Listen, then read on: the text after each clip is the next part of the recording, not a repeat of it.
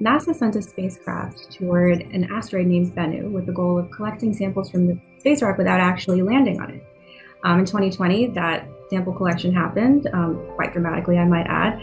And in just a few days, the spacecraft is returning to Earth, sample in hand.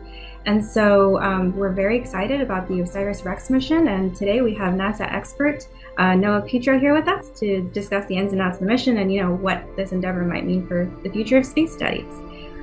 Thank you for joining us, Noah. Oh, my pleasure. Thank you for having me. What an exciting time. Oh, of course. And so to begin, I guess the question everyone has is, we've collected moon rocks and we're looking at Mars sample return. Well, what can we learn from asteroid sample collection that we can't with planetary or moon samples? Well, the first thing is really that we think that asteroids reflect the very earliest parts of our solar system's history, that they are effectively pristine fragments left over from maybe the first few 100 million years of solar system evolution. And as such, as they hurtle through space, remain relatively unchanged. And so what we hope to learn through the samples from Bennu is what this particular type of asteroid, this carbon-rich asteroid, how it reflects what happened 4.5 billion years ago, and compare it to what we learned from samples from Apollo, through other meteorite and asteroid sample studies, and really, again, use this to inform how we construct the family tree that is our solar system, and maybe challenge some assumptions that we've had, change our interpretations of early solar system history, and then guide us on future studies of our solar system. Yeah, absolutely. And more specifically, why was Bennu selected as the asteroid for this project? And I guess in particular, why was the northern crater from which the sample was collected, why was that the site?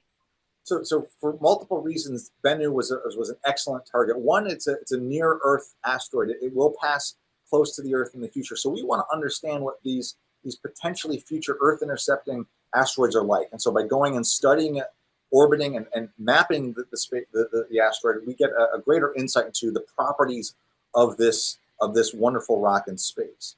Collecting the samples, again, these carbon-rich samples may inform our understanding of what were the things that seeded Earth with the chemistry that led to life. There's a possibility that we'll find amino acids, chemistries within these rock fragments that may have helped introduce the compounds that lead to multicellular life on the Earth.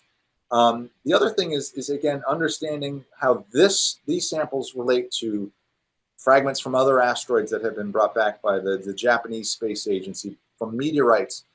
For me, one of the exciting things is by shepherding these materials through the Earth's atmosphere in the sample return container, we're able to understand how different pristine samples are from those meteorites that we've been studying for well over 50 years. And so the sort of the encapsulation and preservation of those fragments from the surface of Bennu will help us understand meteorite history, whether it's from Bennu or other objects that reside in our labs. Now, the interesting thing about the spot that these samples were collected from goes back to our interpretations of the Earth-based data that we had of Bennu before OSIRIS REx was launched. It was assumed that the surface of Bennu would be relatively beach-like, very fine-grained material covering the entire surface. Of course, when we get there, we see that the surface of Bennu is covered in rocks. Almost every inch of the surface has a rock fragment. I'm holding a small piece from my personal collection of a rock fragment.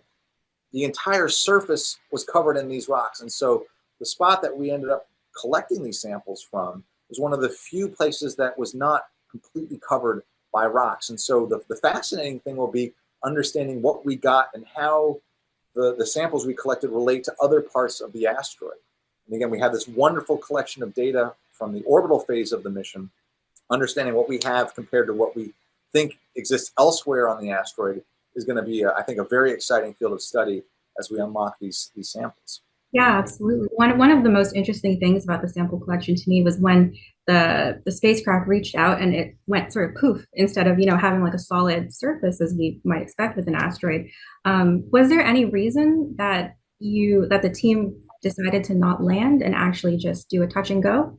Yeah, I mean, the idea to do touch and go was baked into the mission from its very earliest stages, because to actually stop the spacecraft and touch for more than a few seconds takes fuel and time. So this idea that we touch and go to make it this cosmic kiss really simplifies things. You know, as we touch the spacecraft, there's a blast of gas to kick up material that then gets collected into the sample collection system, and we leave.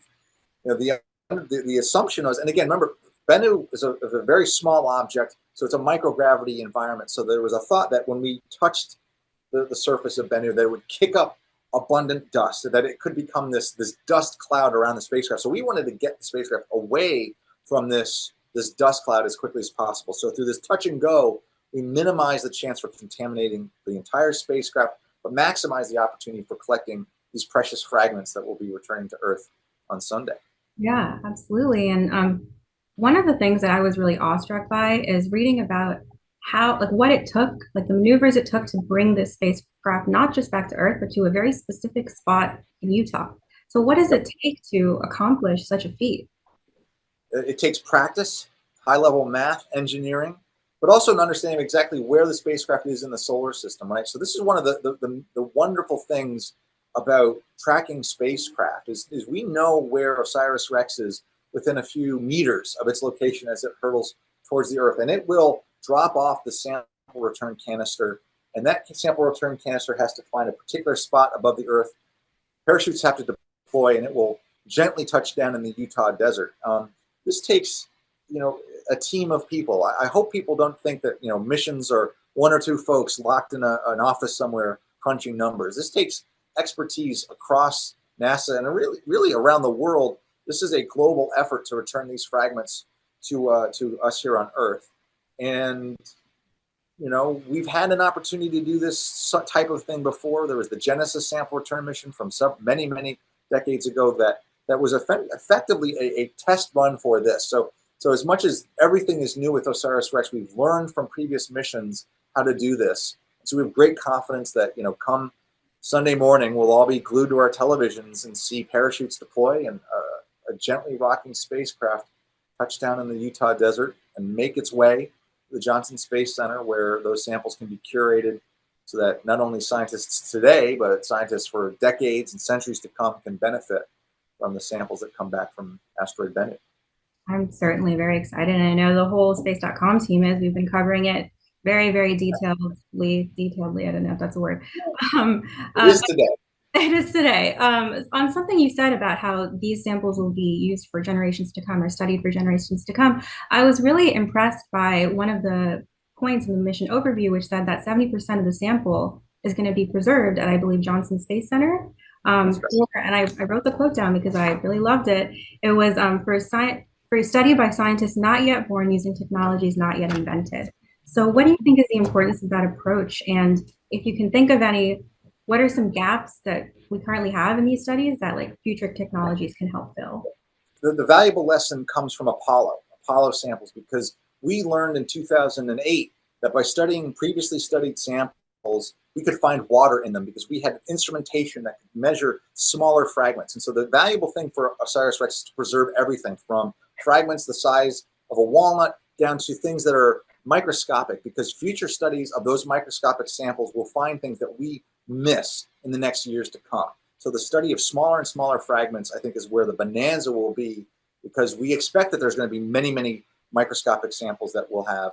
And so, you know, my children and their children and their children's children will develop those technologies and unlock the secrets that are held in those tiniest of fragments. Absolutely. And just the second part of my question was sort of, you know, what are there any gaps that we currently have when studying these types of samples that you know of that you hope will be filled with future technologies?